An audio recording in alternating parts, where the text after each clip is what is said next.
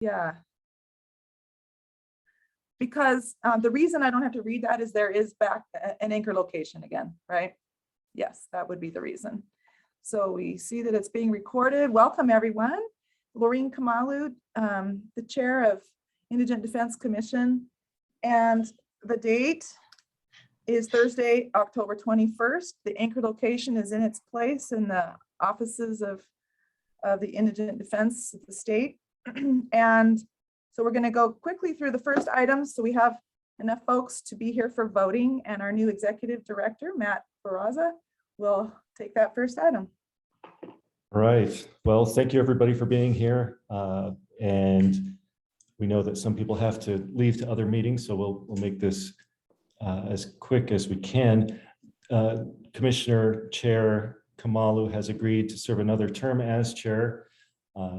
I think she's been universally lauded for how she runs these meetings, and we're lucky to have her on the commission in general, but then also willing to have another term as the chair. So if anyone has a motion, we can take a vote on that. Matt, this is Tom. I appreciate that she's willing to do it again. I know there's a lot of behind the scenes effort that goes into those positions. I've worked with her in 2 capacities now on boards, and she's fantastic. So I would like to make a motion that we support Laureen Kamalu as chair for another year.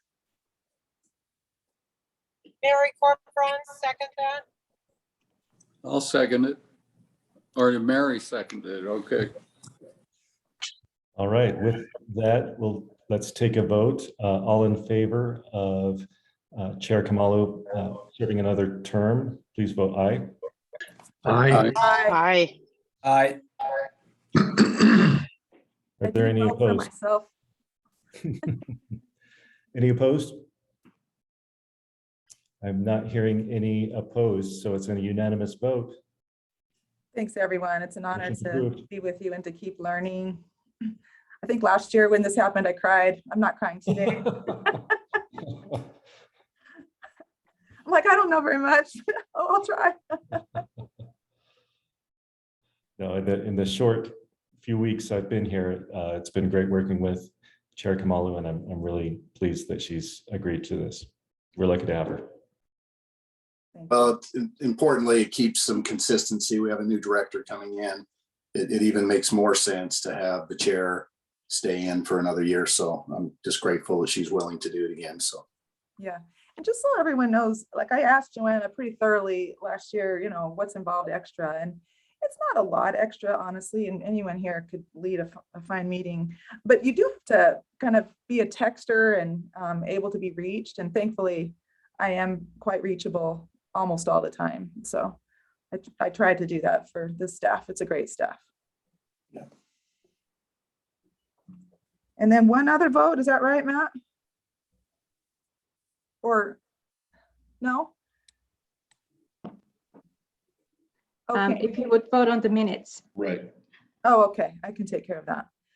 Yeah, so I had a chance to review those minutes. If anybody else has looked over them, they're excellent minutes. I'm happy to have a motion. I would move to approve the minutes. Thanks, Wally.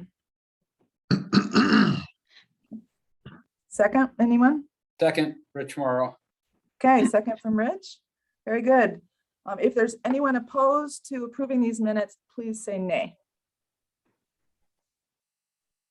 Okay, looks like everyone's good with the minutes. So, you know, maybe Rich Morrow should also introduce the new executive director rather than him introducing himself. But either way you guys want to handle that, let's introduce the new executive director, Matt Barraza. No, I'm happy to do that. I mean, many of, you know, I think everybody here participated in the process of the interview of Matt. And I think we all now know what I've known for a very long time. And that's, you know, Matt's very thoughtful. He's very measured. And he has a wealth of experience and knowledge in this field. And I think he will really bring a good direction to this organization. I mean, he's thoughtful about things. He, you know, the great part about Matt, the great part at LDA about Matt is Matt's never overreacted to anything. because he has a very measured approach to how he problem solves. And he's a great problem solver. And I know many of you had asked me about his background and his history. You know, Matt was made a leader at this office because we recognized pretty early, at least in my tenure, that Matt had great leadership skills. He leads in a couple of different ways. He leads by listening. He's a great listener, and he also leads by example. So I'm excited to have Matt at the helm. Still a little angry at Matt for leaving because we had a very big caseload that we had to reassign. And we gave Matt a lot of hard cases to do, and he did them flawlessly, oftentimes without complaint. So I'm excited to have Matt in this new role because I think he'll bring a real great perspective to the work that we do in the IDC, and he is as knowledgeable about public defender issues as anybody I know. So we're delighted to have you in this new role, Matt. Well, I don't know how good my camera is right now, but I might be blushing a little bit after that introduction. But thanks, Rich, for that. And if any of you have met any of my kids, you'd understand where that calmness and measuredness comes to. I've kind of been through the refiner's fire on that. But I'm very, very happy to be here. It's been great getting to know the staff.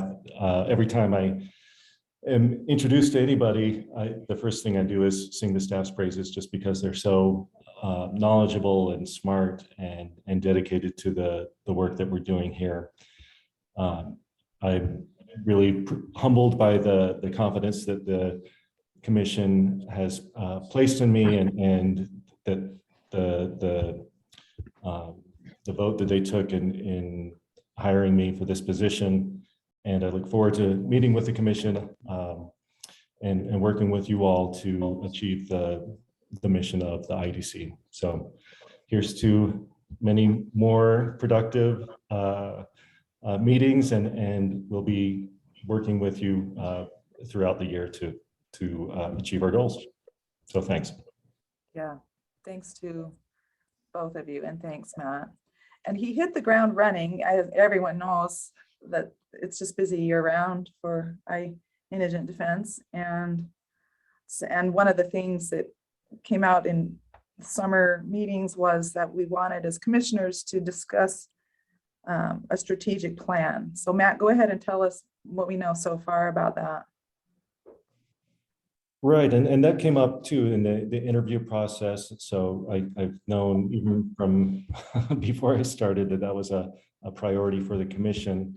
And so what we have done in consultation with Chair Kamalu is to form a committee to get that process started. And so we'll be meeting as this committee in the next month to identify the process, look at selecting a facilitator to lead the discussion with the broader commission, and identify, along with staff input, some of the areas that need to be addressed. Join the meeting. Hi, Joanna. To identify the areas that need to be addressed going forward to as the commission grows, to grow in a thoughtful way with the input of the full commission. Yeah, and that's a great nutshell for it. So the little small subcommittee, which kind of represents different areas of the group, will talk through some of this and then bring it all back, and then we'll know better how we'll do it. But I think the whole entire commission talked about, perhaps up to a half day of a strategic planning session. I have been involved in strategic planning sessions. They are terrific. I have not been in this group since you all started back in 2015, I believe, but some of you have. And so it seems like timing wise, a good in the years of having worked on indigent defense for the state of Utah, a really good time to assess and look ahead now. So thanks for all who will have this little group meeting, and then we'll bring back, like Matt said, by next month, we expect kind of the plan for the actual session. Yeah.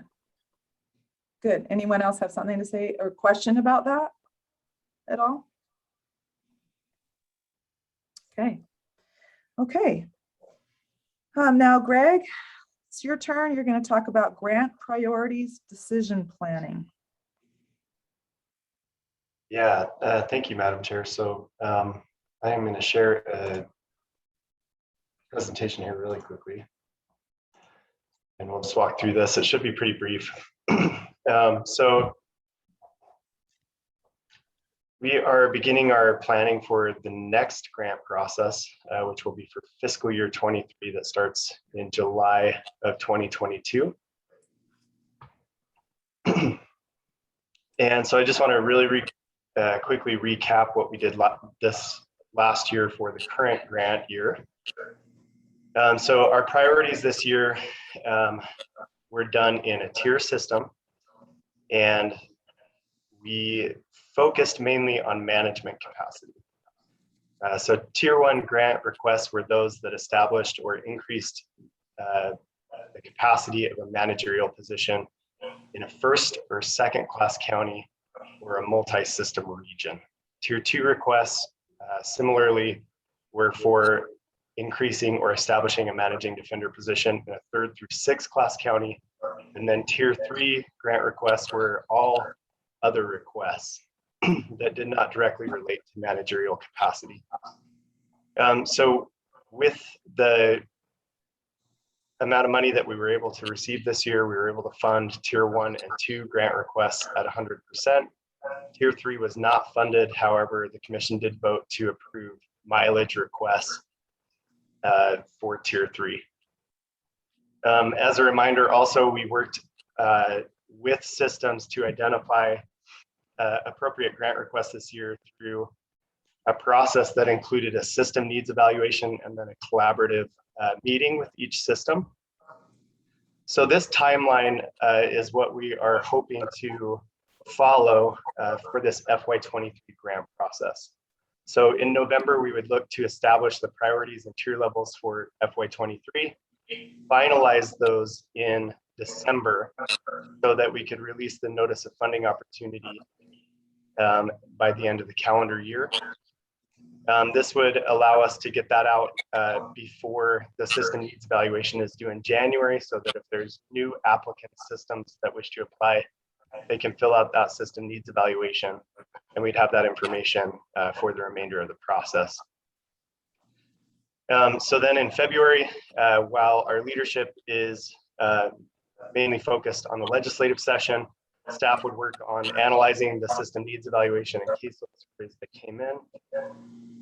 And then we would work on collaborative meeting preparation, which includes scheduling those collaborative meetings with the applicant systems for March of 2022. Then we would post the application in early April. Applications would be due then in early May, and we would begin staff and commission reviews of the grant proposals. Then there would be the final commission review in early June, and grant awards would go out prior to the start of the new fiscal year. So along with that, we also have our non-lapsing funding. So this is any grant funding that we have from previous years or unused funding from other sources. The IDC has non-lapsing authority, which means that that unused funding stays with us in the form of non-lapsing funds. However, non-lapsing funds are limited, so they're dependent on release by the governor, which typically happens either in December or January. And then funding is limited to expenses that are one-time and that occur typically between January and June of the fiscal year. So with maintaining a reserve, the IDC has approximately at this point $1 million available to use in its non-lapsing balance if it chooses to do so.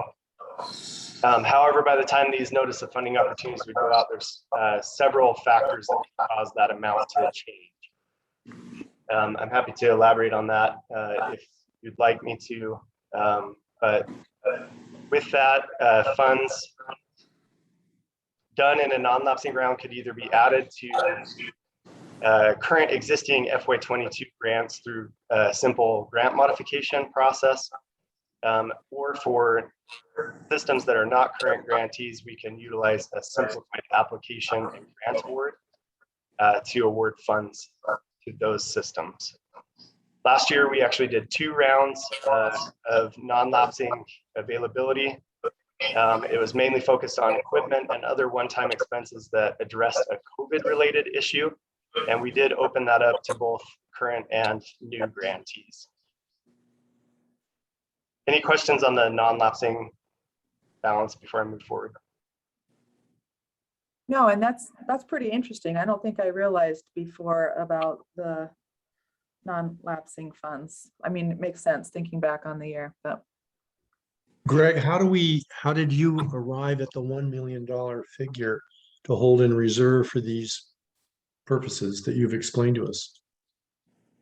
Okay, so I'm glad you asked. So just to specify, this would actually hold a reserve about $500,000 in non-lapsing funds, and then we would have $1 million available.